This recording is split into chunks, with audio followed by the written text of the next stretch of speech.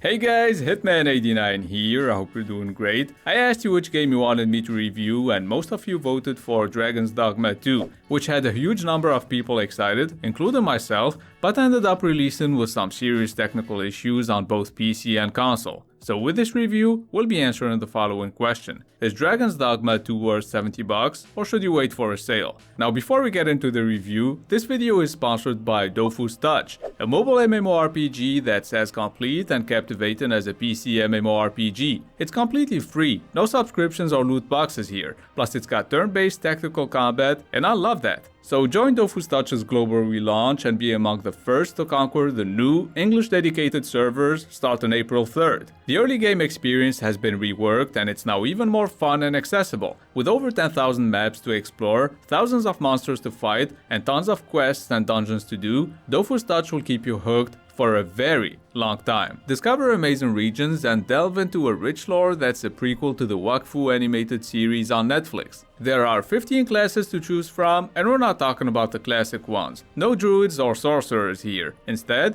you'll have 15 completely original classes to discover and master. And I don't know about you, but I love the art style that's a mix of Western cartoons and Japanese anime. Oh, and everyone who creates a character on the new English server will win this awesome shield. So don't miss out on the excitement. Join the over 75,000 pre-registered players. Download Dofus Touch now using the link in the description or the QR code on screen and start your journey in the biggest world on mobile ever. Now let's get back to Dragon's Dogma 2. This review was shot on PS5 and at first I thought the frame rate was fine and everyone on YouTube was outraged over nothing, as usual, until I reached the first city. That's when I realized how low it could actually get. And you don't always feel it during combat because you're super focused, but sometimes it dips so low it becomes noticeably annoying. Oh, and before some fanboy tells you it's because your console sucks dick and that you should be playing on PC, it's horribly optimized on PC as well. And according to the devs, it's due to the amount of AI the game has to handle. I have a question though. What AI? There's a quest where you have to follow a guy so he takes you to the city, and this asshole made us do an extra lap just cause he felt like fighting some more goblins. Your pawns are also stupid. If you're new to Dragon's Dogma, pawns are basically slaves, so they get stuck in pretty much everything, and they do a lot of unnecessary climbing and running around cause the pathfinding sucks. Sometimes they would just stand there and watch you fight alone, or when you throw them near a chest you can't reach, instead of opening it, they would just get back to you. And let's not forget about the best one. They'll torture your ears throughout the game with the same quotes over and over again. Overconfidence is an enemy in and of itself. Overconfidence is an enemy in and of itself. Overconfidence is an enemy in and of itself. Let us instead strive to better ourselves with every battle. At least the voice acting is great. It really makes you feel like overconfidence is an enemy in and of itself. Okay, I'll stop. The cutscenes look really good, but in-game dialogues have terrible lip sync. Then have you forgotten that you protected me from the dragon's flames? By the way, there's no auto-scroll option. You have to press the button to advance the dialogue, line by line, in 2024. Dragon's Dogma 2 feels like a PS3 game with overhauled graphics. For real, it can be incredibly outdated at times. For example, check out this cutscene. I mean, this has to be the worst cutscene ever. I even thought I was getting kidnapped at first, but I have to say, Dragon's Dogma 2 truly impressed me. How you gonna take a janky game from 2012, say you'll finally give it the care it deserves, and it ends up having every single issue the first game had, from the jank to the shitty optimization and extremely repetitive pawn dialogue lines. This has to be an achievement. Well met.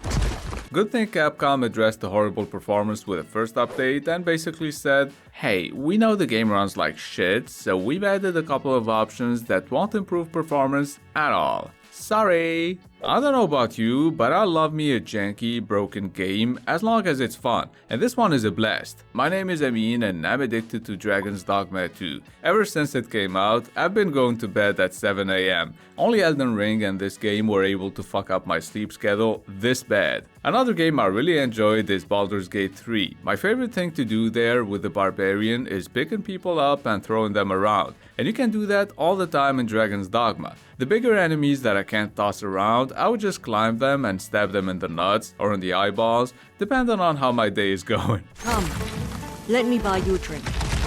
We've much to discuss. Sure, buy me a drink in the middle of a boss fight, you dumb fuck! I mean, you know the game is flawed when the very first guy you see has his fingers clipping through his clothes. Speaking of the opening scene, this piece of shit will have you carrying a bunch of rocks from one spot to another, which, if we're being honest, is still more fun than the first 5 hours of Dying Light 2. Get to work, you rotten layabout! Okay, seriously now, Dragon's Dogma 2 is a blast, but that didn't prevent it from making my frustration level reach over 9,000. The camera angles are straight up terrible. Whenever I explore a cave, half the time I can't see shit. The controls can be unresponsive too. I feel like there is some input lag that's made worse by the frame rate, but wait, there's more. There are plenty of bugs. Some are funny, like this one, or when you're talking to an NPC and another one just walks through you. There are some weird ones too. You truly are What's going on? I don't know, dude. Either I'm tripping or this is just another bug.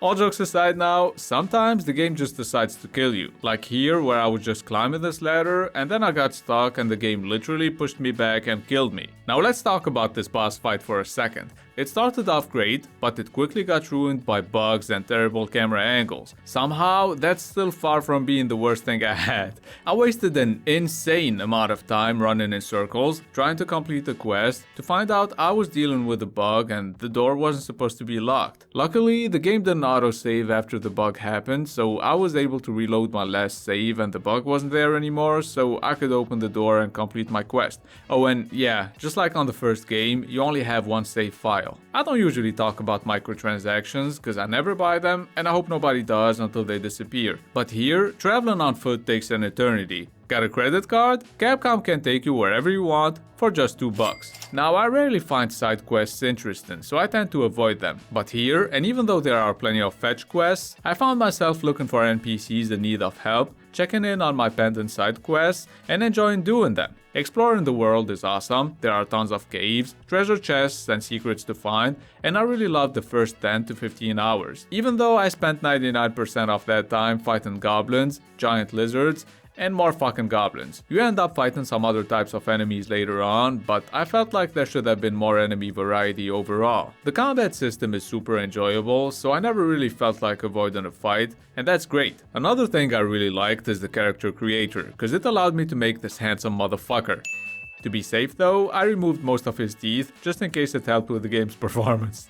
Let's just move on to the verdict. You don't have to play the first game, cause Dragon's Dogma 2 basically feels like a soft reboot / remake with way better graphics and a lot of improvements, but also a couple of downgrades like the disappointing endgame and story. I wish they took 6 more months, cause we might have gotten a masterpiece. Dragon's Dogma 2 is still a very good game though, even in its current state, and that's why I'ma give it a 7.5 out of 10. It's awesome, super addictive and extremely fun to play, but I would recommend waiting a little, possibly getting it for cheaper, and giving Capcom enough time to at least fix it a little bit more. If you're not too picky, none of the issues I mentioned bother you, and you have $70 to spend, then get the game now, I guess. Personally, I beat it on PS5, but if they fix it, I'll probably end up getting it on PC by the end of the year. I hope you found this review helpful. Don't forget to leave a thumbs up if you did, and please subscribe if you're new to the channel. Special thanks to Dofus Touch for sponsoring this video. It's been Hitman89. See you guys very soon. I will not stop, I am prepared to get to the top, yeah, you must be rare. Got 'em like, hey.